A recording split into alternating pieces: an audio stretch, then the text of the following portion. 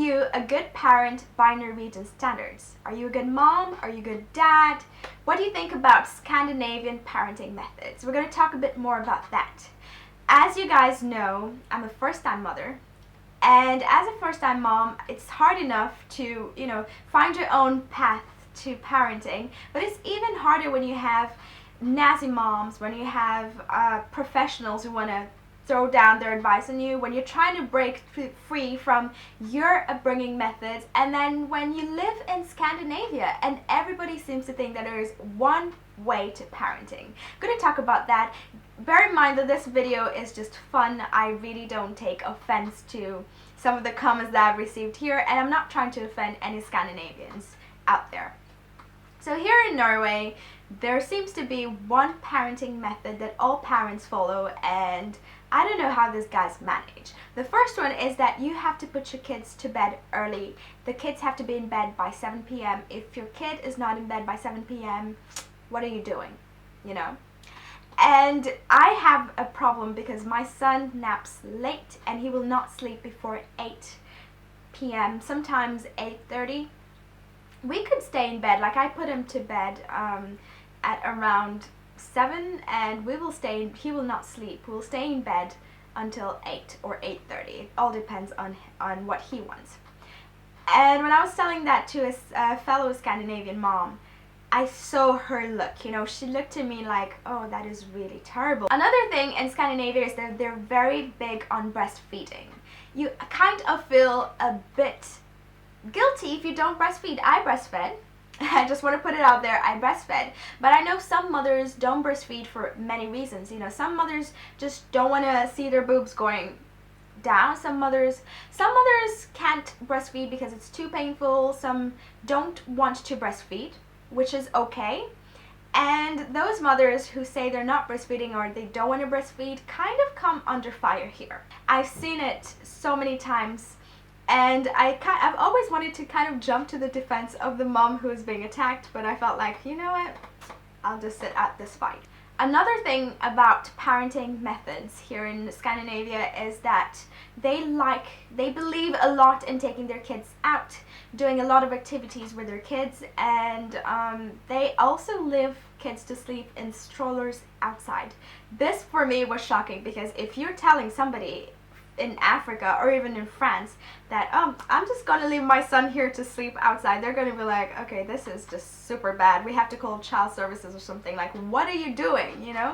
And here, if you don't do that, it's like, what are you doing? It's not uncommon to see kids out in -4 degrees, -5 degrees in snowsuits, obviously, but just out roaming around, playing out.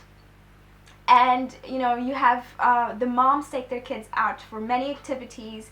They always seem to be busy, and there's something called tidsklemma, which is oh my gosh, I don't know if I pronounce it well, tidsklemma, and it's from what I can understand, it's something called hugging time or bad time, dårlig tid.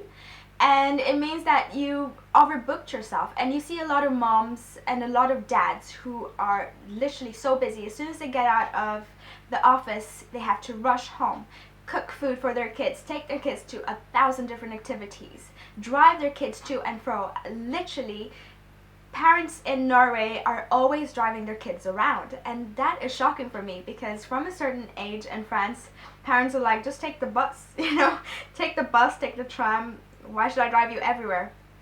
At least that's how it was for me, and at least that's how it was for my friends. I don't know what parents are doing right now. This for me was a bit strange, because I noticed that there seems to be a bit of a competition for strollers. You're a bad mom if you're buying secondhand strollers. You're a bad mom if you don't have the fanciest stroller here. I think that's what I've gathered here, because I actually bought my stroller secondhand. I was not gonna spend 1,000 euros on a stroller that I'd hardly use, because I'm not into walking that much, and I drive everywhere. My son, I drive everywhere, and I have like a travel stroller, which is very convenient for me, because I can just fold it and pack it in the car on one side. It doesn't take space. And here you see moms with very expensive fancy strollers who walk around, and there's also a conversation among moms about their strollers. You know, oh, what stroller did you get? Yeah, that's a good one. Yeah, I had that for my first child, but for my second child I decided to change.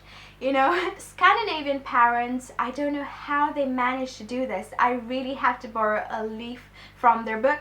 They do not shout at their children. They are very level-headed. Not that I shout at my child, but you know, they hardly lose patience with their children. You know, they're very they have a way of dealing with tantrums that I don't.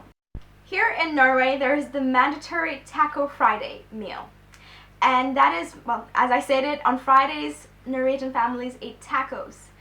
And that is not the case in my household. My stepson is always so disappointed on a Friday when he comes home and asks, what are we eating? And I tell him something French or something Kenyan, you know, sometimes like, we're gonna eat lentils and chapati.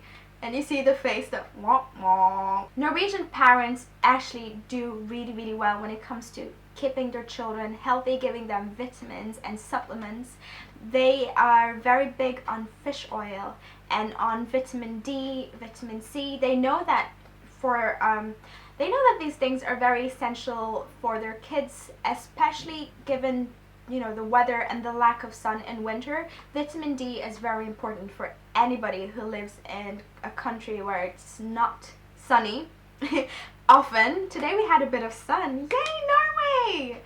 So guys, I'm gonna wind up this video by just saying that I hope you guys enjoy this video. I hope that you don't take it too offensively. You know, I'm all about just laughing about our differences. I think it's hilarious, and as you guys saw in the video, I mocked myself as well. I actually agree with quite a few things that Norwegian parents do, but I don't believe that there is just one specific parenting method.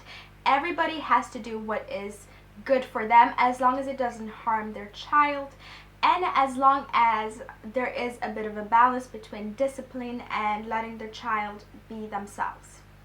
Guys, I hope you enjoyed this video. Bye.